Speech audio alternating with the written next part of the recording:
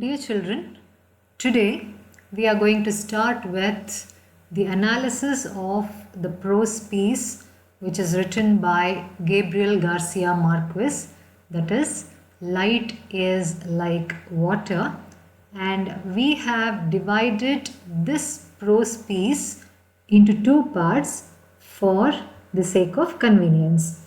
Today we are going to deal with the first half of the story, Light is Like Water.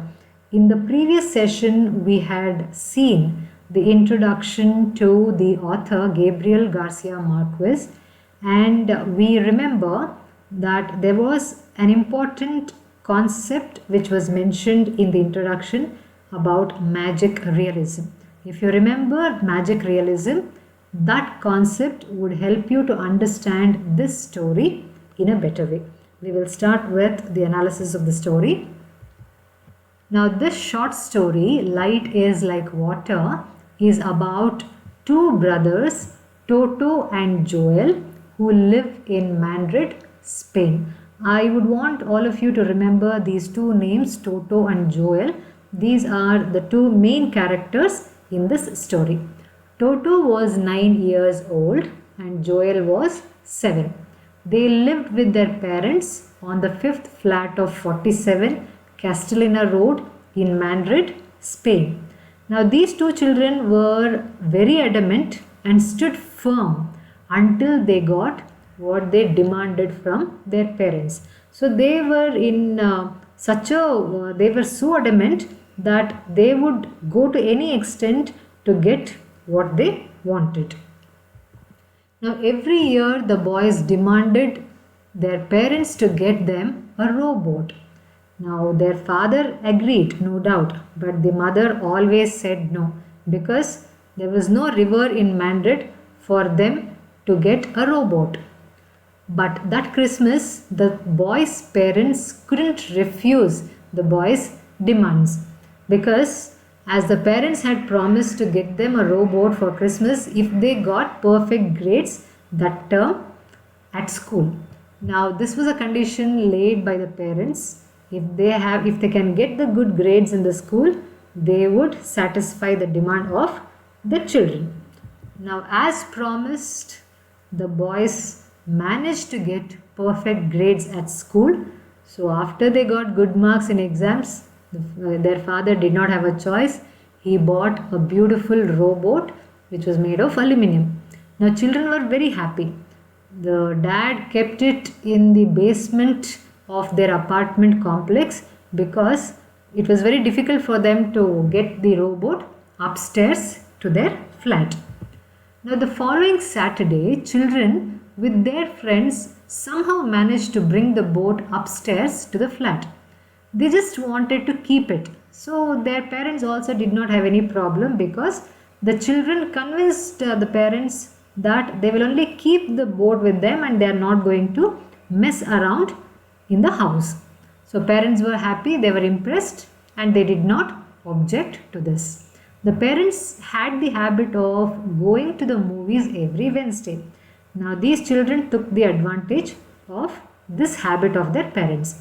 After their parents went to the movie on that particular Wednesday, the boys closed the doors and windows of their house and broke a light bulb in the living room.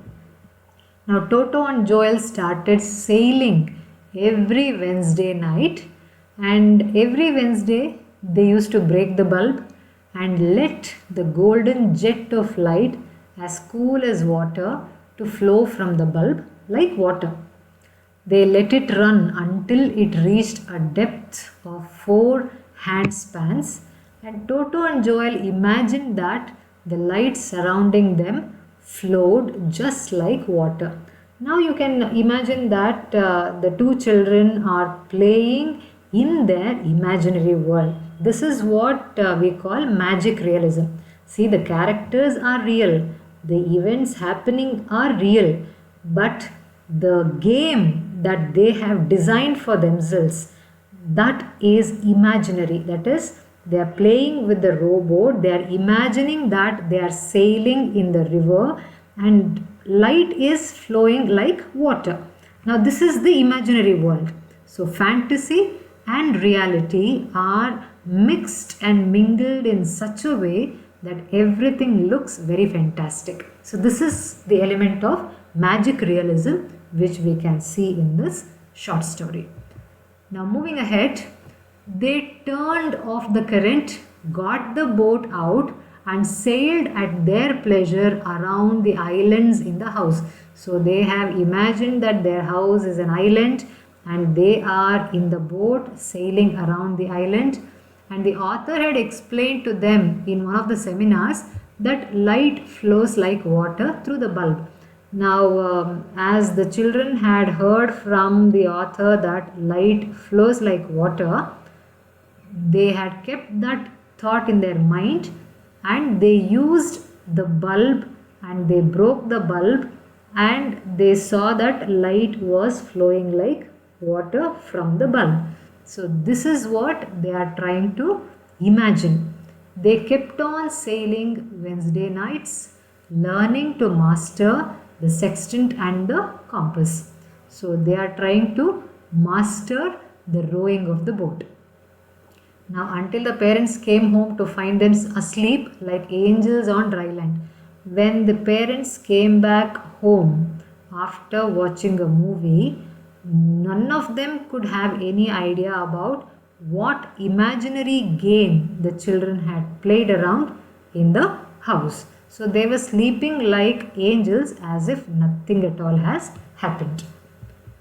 Now, in the middle of the story, the children are even more involved in imagination. Their imaginary game is so fantastic and it looks so real that we also, the readers also start believing that it is reality. Now, the description of their playing is given by the author in such a realistic way that the imagination looks real, seems to be real.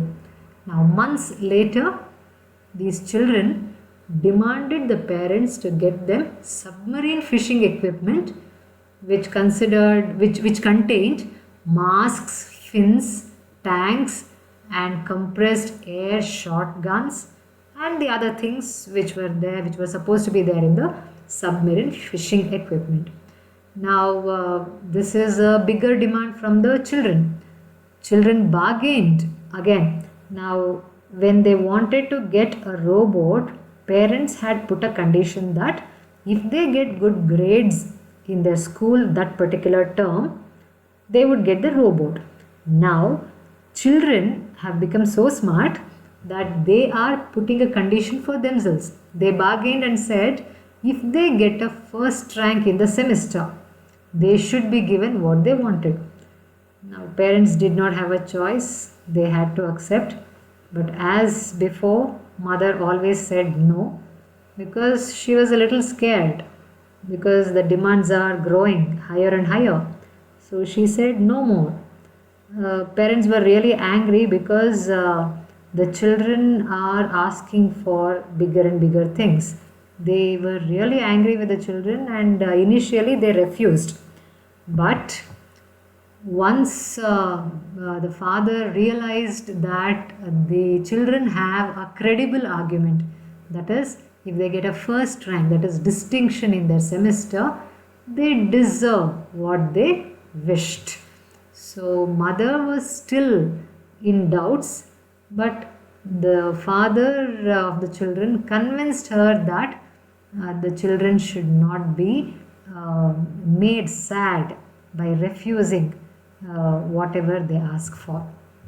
So finally, that semester, children get gold stars, that is distinction, in July, and they were publicly recognized by the principal. They were rewarded by the principal. They were appreciated by the principal. So the result is the father is very happy. So that same afternoon, without even their asking again, father, who loved his children, brought the complete set of scuba equipments which had so many things in it like diving gear, oxygen mask, cylinder, etc. Now Gabriel Garcia Marquez, he uses a lot of humor in the story to describe the thoughts and actions of children and the elders. Children live in their imaginary world which the elders cannot understand.